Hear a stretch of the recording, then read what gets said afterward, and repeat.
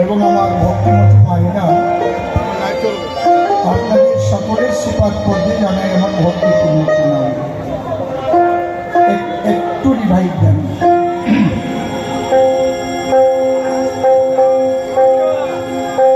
আমাদের এই যে লোক উৎসব মানে মহামেলা, একটা মিলন মেলা, যেখানে এসে সবাই হিংসা বিদ্বেষ দলাদলি সব কিছু ভুলে গিয়ে আমরা একসঙ্গে মিলিত হই। আমরা যে মানুষ, সবাই আমরা মানুষ হয়েই তো জন্ম নিয়েছিলাম, পরে আমরা বিভিন্ন ধর্মে বিভক্ত হচ্ছি। আর একটু সাউন্ড দিন।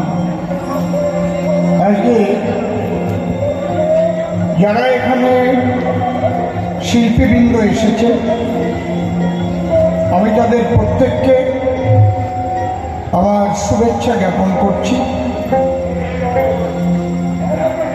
যিনি বয়োবৃদ্ধ আছেন তাদেরকে আমি শ্রদ্ধা জ্ঞাপন করছি। লালন সাঁইজি তিনি এই মানুষ তত্ত্ব নিয়ে, জীবন দর্শন নিয়ে গান লিখে গেছেন। তার গান মানে বিশ্ব মানবের কল্যাণের জ্ঞান। কষ্ট হয় যখন এই সাঁইজির মতে, যারা মানবপতি মতে আমার মুসলিম ভাইরা, তারা যে কি সুন্দর গান করে। আমার নূর আলম ভাই, কি সুন্দর তার গলা, আর ঢোল যা বাজাচ্ছে তো অপূর্ব, সব কয়েকজনই অপূর্ব, এক্সেলেন্ট এক্সেলেন্ট। মানে ভালোর মধ্যে আবার ভাগ আছে তো, গুড মানেও ভালো, আর বেটার মানে অপেক্ষাকৃত ভালো। যেমন ওনার চাইতে আপনি ভালো, বেটার। আর বেস্ট মানে সর্বাপেক্ষা ভালো, আর এক্সেলেন্ট মানে চমৎকার। ওটা ভাষা দিয়ে বোঝানো যায় না, তাকে বলে এক্সেলেন্ট। যে কয়জন এখানে এসছেন, আমার নূর আলম ভাই সহ সবাই এক্সেলেন্ট। সবার জন্য জোরে জোরে করতালি। কোথায় নূর আলম ভাই করে গেল? আমি আমারই লেখা একটা গান গাচ্ছি, বেরোবি লাগা।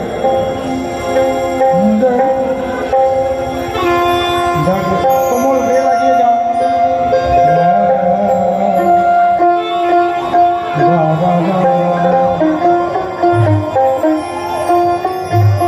দাদা রে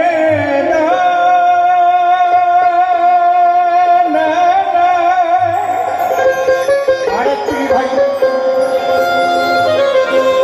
দাদা না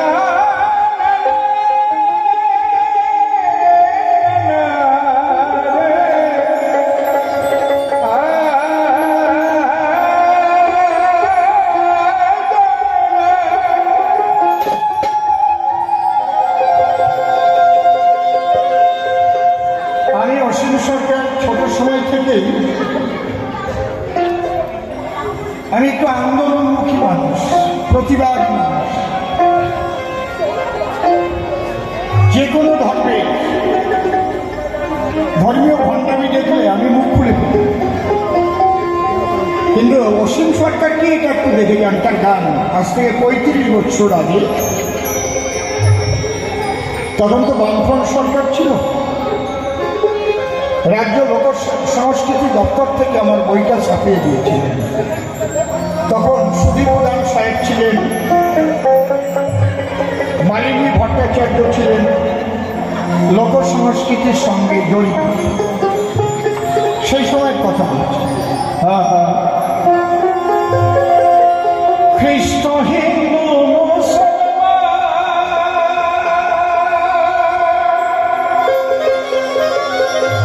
সবার মাঝে একই প্রাণ।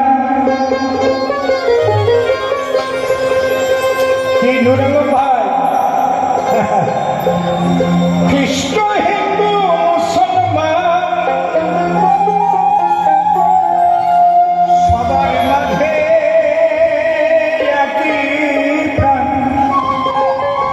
তোমার একটা রাখা দিবা না, ডুবডুবি যাও, ডুবডুবি। এই মানুষ হয়ে মনুষ্যত্ব, এই মানুষ হয়ে মনুষ্যত্ব ভুলে গেল না।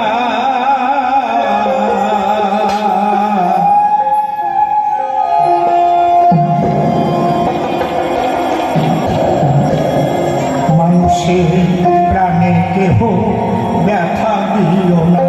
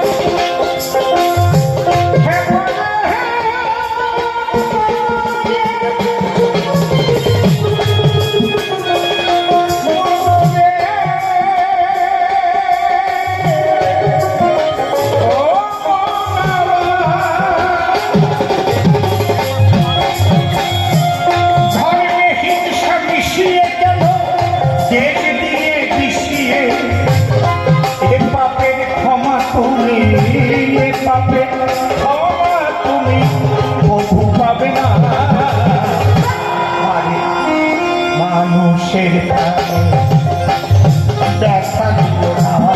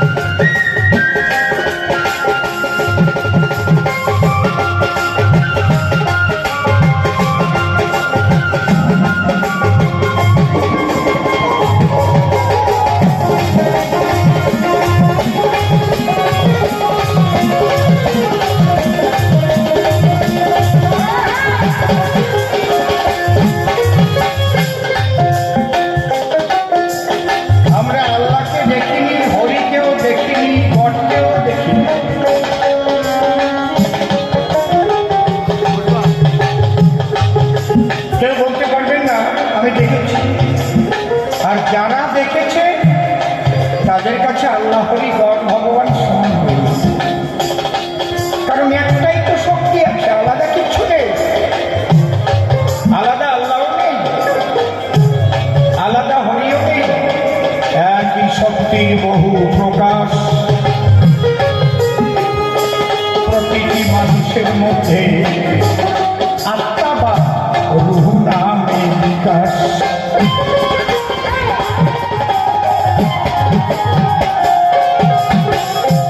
কষ্ট হয় ওপার বাংলার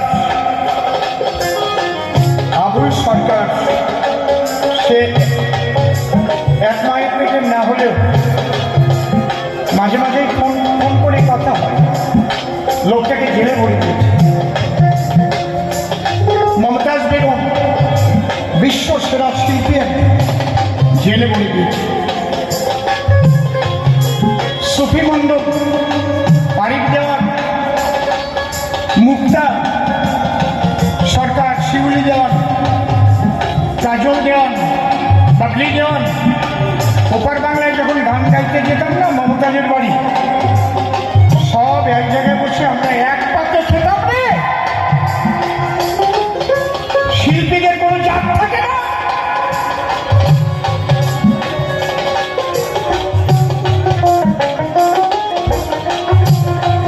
এই মানুষগুলো অত্যাচারিত, এই মানুষগুলো অত্যাচারিত কেন?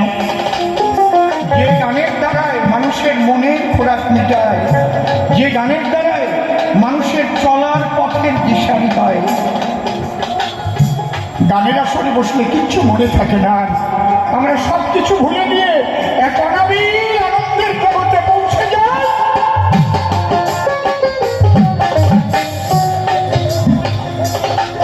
তারা গান গায়।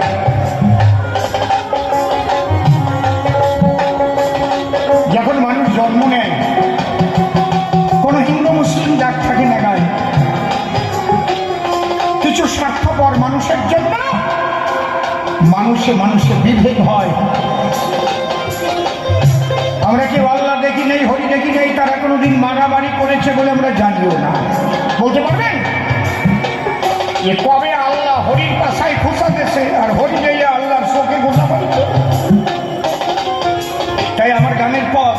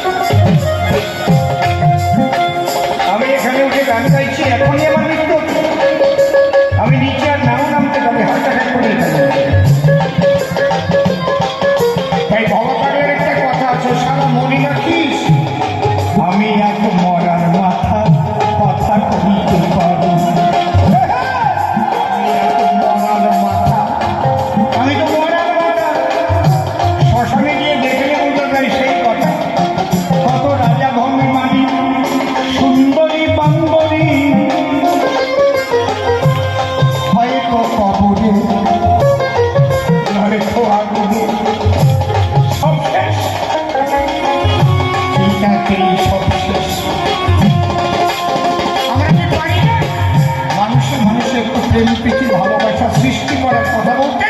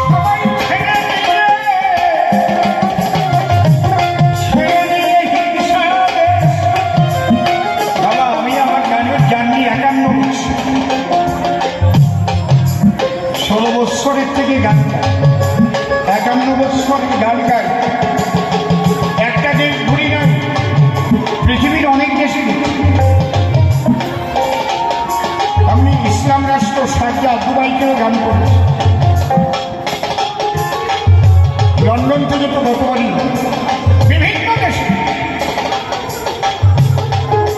আমি তো আলাদা কিছু দেখি না, সবার মধ্যে একই আত্মা, যৌবনে সবাই নারী পুরুষের মিলনের আকাঙ্ক্ষা জাগে, একই প্রজনন ক্রিয়ায় মানুষের জন্ম হয়, স্পাম অভাব দুটোর মিলনের জায়গা গঠন করে তারপরে সেই কৃষকের দ্বারাই ওর দেহ আমার দেহ দুজনের দেহই তৈরি হয়েছে।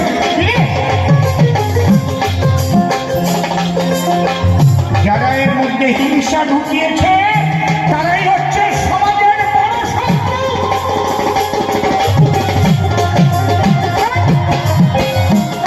ছেড়ে দিয়ে হিংসাদের গণমধুর পরিবেশ,